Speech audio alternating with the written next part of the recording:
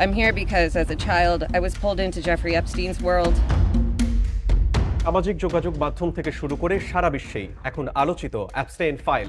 Jeffrey Epstein এবং তার সহযোগী গিলেন ম্যাক্সওয়েলের বিরুদ্ধে দীর্ঘ তদন্তের পর আদালতের নির্দেশে প্রকাশিত লাখ লাখ পৃষ্ঠার এই নথি বিশ্বজুড়ে তুমুল আলোচনার জন্ম দিয়েছে। প্রশ্ন উঠছে, কে অ্যাপস্টেইন, কি এই অ্যাপস্টেইন ফাইল, কেন এটি এত আলোচিত এবং কারা এর সঙ্গে জড়িত? জেফ্রি অ্যাপস্টেইন ছিলেন একজন মার্কিন ধনী ফিনান্সিয়ার। নিউ ইয়র্কে জন্ম নেওয়া এই ব্যক্তি খুব দ্রুত অভিজাত মহলে নিজের জায়গা তৈরি করেন, আর তার সাথে যোগাযোগ ছিল শীর্ষ রাজনীতিবিদ, বিশ্ববিখ্যাত ব্যবসায়ী, হলিউড তারকা, এমনকি রাজ পরিবারের সদস্যদেরও। বাইরে থেকে দেখে তাকে মনে হতো সফল, প্রভাবশালী এবং সম্মানিত ব্যক্তি, কিন্তু আড়ালে তিনি চালাতেন ভয়ঙ্কর এক অপরাধ জগৎ।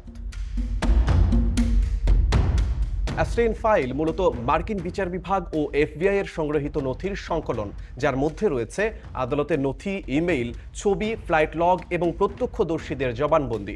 মূলত এটি একটি আন্তর্জাতিক শিশু পাচার ও যৌন শোষণ চক্রের দালিলিক প্রমাণ।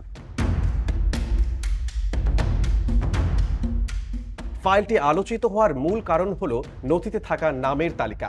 এতে বিশ্বের শীর্ষ রাজনৈতিক নেতা, রাজ পরিবারের সদস্য, ধনকুবের, সেলিব্রিটি এবং প্রভাবশালী ব্যবসায়ীদের নাম উঠে এসেছে। তবে নথিতে নাম থাকা মানেই অপরাধ প্রমাণিত নয়। The Epstein bill as soon as it comes over from অ্যাপস্টেইনের বিরুদ্ধে সবচেয়ে গুরুতর অভিযোগ ছিল নাবালিকা মেয়েদের যৌন নির্যাতন, আন্তর্জাতিক যৌন পাচার, ভয় দেখিয়ে ভুক্তভোগীদের চুপ করিয়ে রাখা এবং প্রভাবশালী ব্যক্তিদের জন্য মেয়েদের সরবরাহ করা। তদন্তে উঠে আসে ভয়াবহ তথ্য। তিনি কৌশলে কম বয়সী মেয়েদের টার্গেট করতেন, তাদের চাকরি, মডেলিং বা টাকার লোভ দেখিয়ে ফাঁদে ফেলতেন। এরপর সেই মেয়েদের নিয়ে যাওয়া হতো তার ব্যক্তিগত বাড়িতে এবং সবচেয়ে কুখ্যাত জায়গা, তার ব্যক্তিগত দ্বীপে।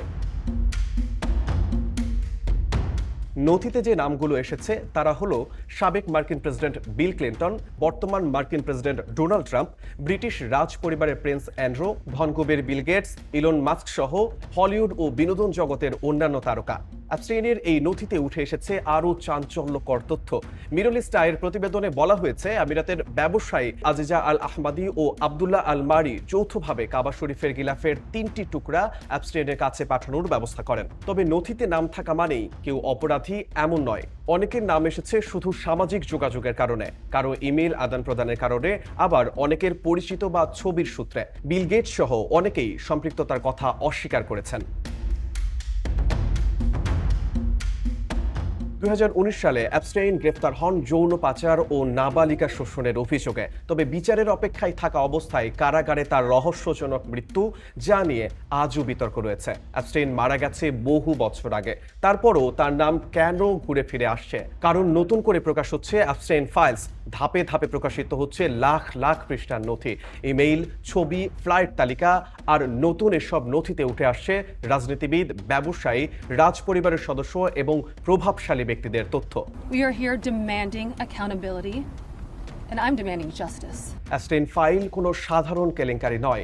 এটি ক্ষমতা, অর্থ ও অপরাধ কিভাবে একে অপরকে আড়াল করতে পারে তার একটি ভয়াবহ দলিল, যার প্রতিটি নতুন ফাইল প্রকাশের সাথে সাথে নতুন প্রশ্ন, নতুন বিতর্ক আর নতুন রহস্য তৈরি হচ্ছে।